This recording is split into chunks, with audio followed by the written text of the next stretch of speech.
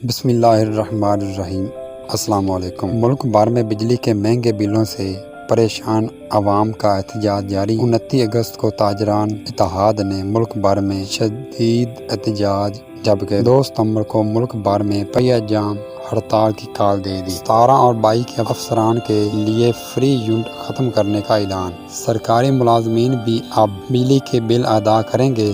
نگران وزیر اعظم کی زیر صدارت بجلی کے بلوں پر اجلاس۔ 60% لوگوں نے بجلی کے بل اس بار جمع نہیں کروائے، وزیر اعظم کی بریفنگ۔ بجلی کے بھاری بلوں کے معاملے پر میں نے کل وزیر اعظم ہاؤس میں ہنگامی اجلاس طلب کر لیا ہے۔ اجلاس میں وزارت بجلی اور تقسیم کار کمپنیوں سے بریفنگ لی جائے گی اور صارفین کو بجلی کے حوالے سے زیادہ ریلیف دینے کے حوالے سے مشاورت کی جائے گی۔ وزیر اعظم انوار الحق کاکڑ۔ ایبٹ آباد میں بجلی بل جمع نہ کرانے کے لیے اعلان شروع، یہ اب پورے ملک میں ہونا چاہیے۔